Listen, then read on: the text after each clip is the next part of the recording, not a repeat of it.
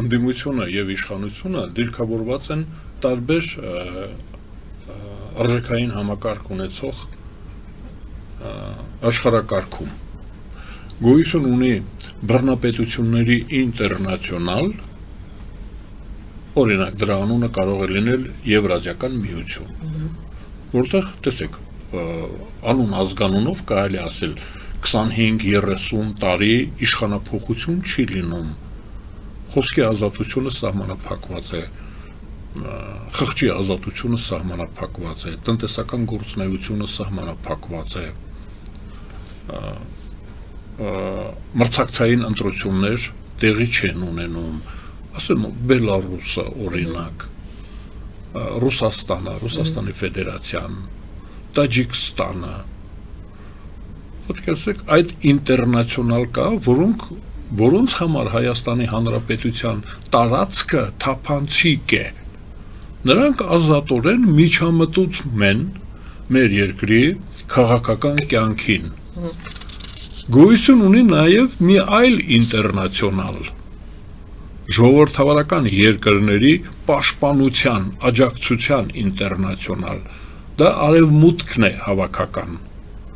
ես իրենց տերմինն եմ օգտագործում, նրանք օգտագործում են հավաքական, դեռևս, այո, հավաքական, որովհետև Կորեան, Հարավային, Ճապոնիան, Ավստրալիան, դրանք Եվրոպա չեն, դրա համար ասում ենք հավաքական արևմուտք, այսինքն ժողովրդավարական արժեքներով ղեկավարվող պետություններ կան, նրանք անցնում են ինքնապաշտպանության, Հայաստանի Հանրապետությունը հայտարարել է, զորակոչ է հայտարարել, ժողովրդավարական ուժերին դիմել է, աջակցություն է խնդրել, ինքնապաշտպանական աջակցություն է դա, ես կարծում եմ, որ շատ բնական է, եթե մենք ենթարկվում ենք հարձակման, մեր արժեքային համակարգին խորթ ուժերի կողմից, այսինքն Հայաստանը ակնհայտորեն ժողովրդավարական երկիր է, համեմատած Բելոռուսի հետ, համեմատած Տաջիկստանի հետ, մենք ակնհայտորեն ժողովրդավարական երկիր ենք, ուրեմն նրանց մշակույթը, նրանց ընտրությունների կամ չընտրությունների մշակույթը, նրանց տնտեսական մշակույթը եւ այլն, դրանք բոլորը մեր համար օտար են, այսինքն մենք իրավունք ունենք պաշտպանվելու եւ շատ լավ է, որ Եվրոմիության նման հզոր ժողովրդավարական միություն, պետությունների միություն խոստացել է մեզ աջակցել, ես կարծում եմ, որ մենք կհաղթենք, դա կոչվում է ինքնապաշտպանություն, մեր վրա, մեր երկրի վրա, դուք երկիր եք ասում, նրանք ասում են Փաշինյանը իր խնդիրն է երկրի վրա կա հարձակում, մեր երկիրը ենթարկվել է հարձակման, այդ ուժերը, որ ես ասացի, բռնապետության շահերի ներկայացուցիչները պայքարում են ժողովրդավարության դեմ, հիմա ժողովրդավարական ուժերը թվում է, թե այդպիսի թյուր կարծիք կա, որ ժողովրդավարական ուժերը, ընդհանրապես նույնիսկ քրիստոնեությունը, դա թուլության խորհրդանշան է, դրանք թույլ են, խեղճ են, պաշտպանվելու, հարձակվելու,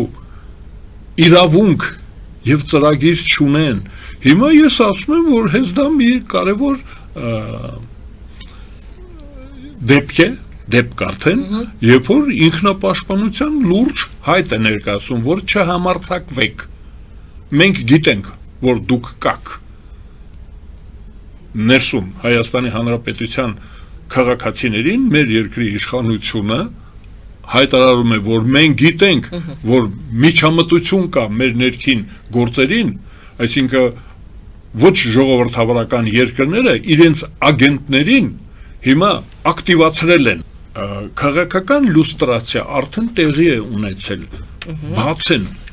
քարտերը բաց են, մենք չենք թաքցրել ոչինչ, գոյություն ունի Եվրաքվե եւ եվրոինտեգրացիայի ծրագիր, Հայաստանի Հանրապետությունում կա օրենք, որով որ Հայաստանի իշխանությունները պարտավորվել են կատարել իրենց ընտրողների, քաղաքացիների հանձնարարությունը, պատվերը,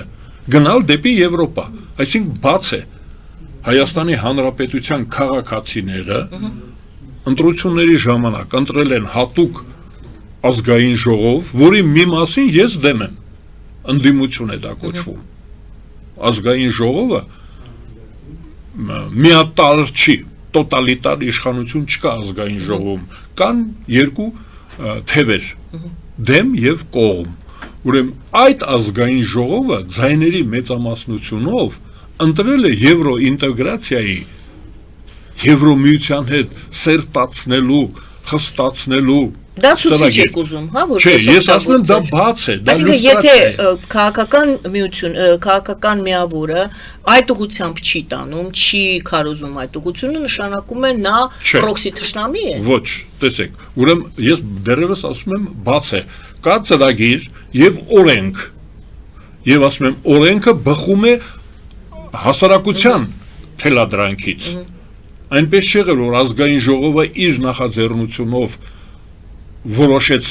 խորացնել հարաբերությունները Եվրոմիության հետ, ազգային ժողովին դիմեց հասարակությունը, գիտեք, այդ 60,000 ստորագրության մասին է խոսքս, այսինքն բաց է, գնում ենք Եվրոմիություն, եւ կա հակառակորդը, որոնք ասում են ոչ, մենք չենք ուզում գնալ Եվրոմիություն, կան այդպիսի ուժեր, օրինակ ասում են գնանք դեպի ոսկե հորդա, պայմանական եմ ասում, որովհետև նրանք շատ անուն են, ասենք մաքսային միություն գնանք այնտեղ, որտեղ ընտրությունները կեղծվում են, մրցակցություն չկա, թափանցիկություն չկա, նրանք կոչ են անում, ասում են, որ մենք դեմ ենք այդ ծրագրին, հիմա ես կարծում եմ, որ իսկապես Հայաստանում գնում է պայքար երկու ուժերի մեջ, եվրոպական թևի և ասիական թևի մեջ, Հիմա ասիական թևը անհանգստացած է, որ Հայաստանի ներքին իր ընդդիմությունը, ներքին, ժողովրդավարական թևը աջակցություն է խնդրել և ստացել է իր դաշնակիցներից։ Լավ, ասիական թևը մեկի չկբացեք, ինչ… Ասիական թևը, մաքսային միություն,